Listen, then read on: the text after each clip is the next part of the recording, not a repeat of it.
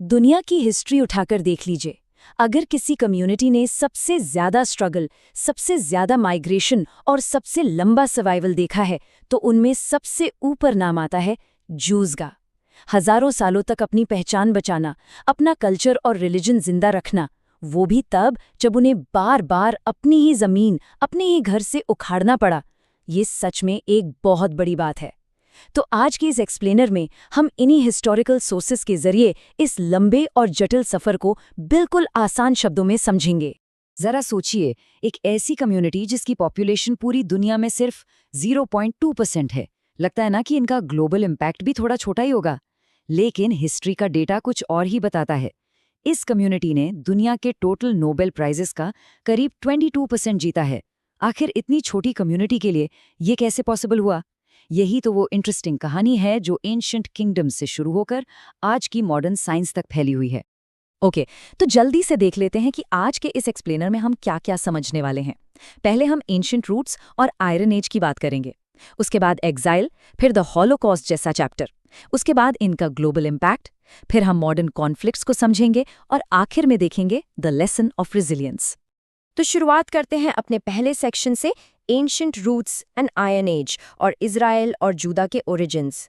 अब अगर हम थोड़ा पीछे जाएं आयरन एज के दौरान, तो सदर्न लेवांट रीजन में अर्ली इजराइलाइट्स वहां के प्री एग्जिस्टिंग केनानाइट आबादी से ही इमर्ज हुए थे। 10th सेंचुरी बीसीई आते आते दो बिल्कुल अलग इजराइलाइट किंगडम्स बन चुके थे। एक तरफ था नॉर्दर्न किंगडम ऑफ इजराइल, जो साइज में काफी बड़ा था, वेल्दियर था और इनकी कैपिटल थी समारिया। और दूसरी तरफ था सदर्न किंगडम ऑफ जूडा।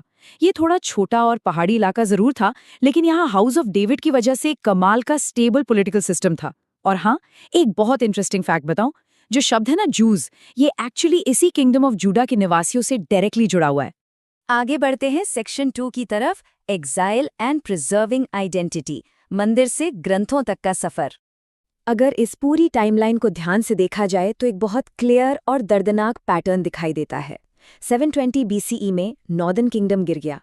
फिर 586 बीसीई में बैबिलोनियंस ने जुदा पर हमला किया, फर्स्ट टेम्पल को पूरी तरह बर्बाद कर दिया और जूइश कम्युनिटी को एग्जाइल में भेज दिया। उसके बाद 538 बीसीई में वो जायन वापस जरूर लौटे, लेकिन फिर 70 सीई में रोमन्स ने आकर सेकंड टेम्पल को भी डिस्ट्रॉय कर दिया। सोचिए, बार बार अपनी जमीन से, अपने घर से उखड़ने का ये जो डीप ट्रॉमा था, उसने इस कम्युनिटी पर बहुत गहरा असर डाला। लेकिन पता है, यहीं पर सबसे बड़ा टर्निंग पॉइंट आया। जब फिजिकल लैंड या टेम्पल नहीं बचा, तो सर्वाइव कैसे करें? उन्होंने एक बिल्कुल नया रास्ता चुना। उन्होंने अपनी आइडेंटिटी को किसी स्पेसिफिक जमीन से हटाकर एक पोर्टेबल आइडेंटिटी बना ली। एक ऐसी पहचान जो उनके टेक्स्ट्स, लॉज, टोरा स्टडी और शेयर्ड कम्युनल मेमोरी पर बेस्ड थे।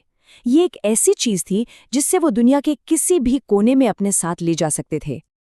अब आते हैं सेक्शन 3 पर, the Holocaust and survival, human history का सबसे डार्क चैप्टर। सदियों तक अलग अलग कंट्रीज में एग्जाइल झेलने और बेसिक राइट्स ना मिलने के बाद वर्ल्ड वॉर 2 के टाइम पर हिस्ट्री का सबसे अंधेरा वक्त आया। एडोल्फ हिटलर की नाजी गवर्नमेंट ने करीब 6 मिलियन जूस को सिस्टमैटिकली मर्डर कर दिया। इस ट्रेजेडी का स्केल समझने के लिए बस इतना जान लीजिए कि ये उस वक्त यूरोप की पूरी जूइश पॉपुलेशन का लगभग 2/3 हिस्सा था। इन जुल्मों में एक्सट्रीम डिस्क्रिमिनेटरी लॉज बनाए गए, लोगों को जबरदस्ती क्रैम्प्ड गेटोज में रखा गया, ईस्टर्न यूरोप के क्रॉस मैस शूटिंग्स हुई और आउशविट्स जैसे एक्सटर्मिनेशन कैंप्स में मास मर्डर्स हुए। ये हिस्ट्री की एक अनप्रेसिडेंटेड ट्रेजेडी थी। लेकिन इतने बड़े जुल्म और हॉरिफाइंग जेनोसाइड के बावजूद इस कम्युनिटी की कहानी यहाँ खत्म नहीं हुई। तो चलिए अगले सेक्शन पर चलते हैं, global impact and knowledge, human progress में इनका योगदान। जैसा कि हमने देखा, इतने डिस्क्रिमिनेशन के बाद भी इनका ग्लोबल कंट्रीब्यूशन कहीं से कम नहीं रहा। इसी कम्युनिटी से एल्बर्ट आइंस्टाइन जैसे ब्रिलियंट साइंटिस्ट निकले, जिन्होंने आकर दुनिया का साइंस हमेशा के लिए बदल दिया। उनका ये quote, the pursuit of knowledge for its own sake, ये क्लियरली दिखाता है कि उनकी ज्यूइश आइडेंटिटी, उनकी ह्यूमनिस्ट वैल्यूज और नॉलेज के प्यार से कितनी गहराई से जुड़ी हुई थी। अगर हम इन आंकड़ों को ध्यान से देखें तो पता चलता है कि इनके नोबेल लॉरिएट्स किस फील्ड से आते हैं। इकोनॉमिक्स में 41%, मेडिसिन में 26% और फिजिक्स में 25%। ये नंबर्स ऐसे ही नहीं आ गए, ये इस बात का डायरेक्ट सबूत है कि एग्जाइल में धकेली गई एक कम्युनिटी ने एजुकेशन और इंटेलेक्ट को ही अपनी सर्वाइवल का सबसे बड़ा टूल बना लिया था।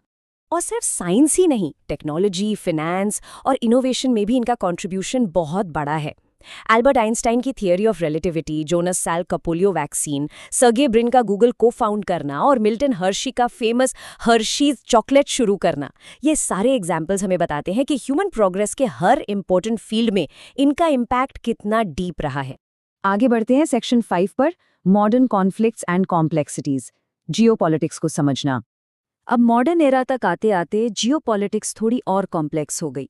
अमेरिकन जूइश कमिटी के अनुसार ज़ायनिज़्म एक पॉलिटिकल मूवमेंट है जो लेट 19th सेंचुरी में शुरू हुआ था, जिसका मेन मकसद था अपने एंसेस्ट्रल होमलैंड इज़राइल में एक जूइश स्टेट को वापस इस्टेब्लिश करना। आज के जियोपॉलिटिकल डिबेट्स में ये टर्म एक काफ़ी सेंट्रल पॉइंट बना हुआ है। इस कॉन्फ्लिक्ट को लेकर दुनिया भर में स्ट्रॉन्ग ओपिनियंस हैं। कुछ लोग इजरायली गवर्नमेंट को सपोर्ट करते हैं, कुछ अपोज। लेकिन यहाँ एक बहुत इंपॉर्टेंट फर्क समझना जरूरी है। किसी भी दूसरे देश की तरह इजरायली गवर्नमेंट की पॉलिसीज को क्रिटिसाइज करना एक लेजिटिमेट पॉलिटिकल क्रिटिक है, पर पूरी जूइश कम्युनिटी को हेट करना, बिगेट्री यूज करना, हॉलोकॉस्ट इन्वर्जन करना या उन्हें सेल्फ डिटर्मिनेशन के राइट से रोकना, ये एंटी सेमिटिज्म कहलाता है। ये दोनों चीजें बिल्कुल अलग हैं। आधुनिक इतिहास के इन मेजर फ्लैश पॉइंट्स को अगर हम समझें तो 1947 के यूएन पार्टीशन प्लान से लेकर 1948 में इजराइल की इंडिपेंडेंस, 1967 की 6 डे वॉर, 1987 का फर्स्ट इंतिफाडा और रिसेंटली 2023 के अक्टूबर 7 अटैक्स और गाजा वॉर, ये सारे इवेंट्स हाईलाइट करते हैं कि इन कॉन्फ्लिक्ट्स की रूट्स हिस्ट्री में कितनी डीप हैं और पीस का स्ट्रगल कितना लंबा और जटिल है। अब आते हैं अपने आखिरी हिस्से पर, section 6, the lesson of resilience, पहचान से बचाव। तो इस पूरे सफर को देखकर एक बात तो साफ हो जाती है, इनकी हिस्ट्री हमें सिखाता है कि सर्वाइवल सिर्फ फिजिकल स्ट्रेंथ से नहीं होता।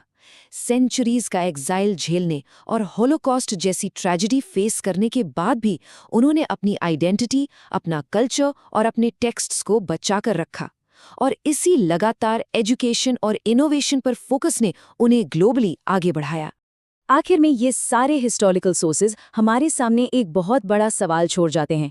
क्या सच में किसी कम्युनिटी का सर्वाइवल सिर्फ उनके फिजिकल बॉर्डर्स पर डिपेंड करता है, या फिर शेयर्ड नॉलेज और आइडेंटिटी के उस अनब्रेकेबल स्ट्रेंथ पर जो वक्त और जगह की सारी बाउंड्रीज को आसानी से पार कर सकती है? इस बारे में जरूर सोचिएगा। आज के इस एक्सप्लेनर में मेरे साथ जुड़ने के लिए बहुत शुक्रिया।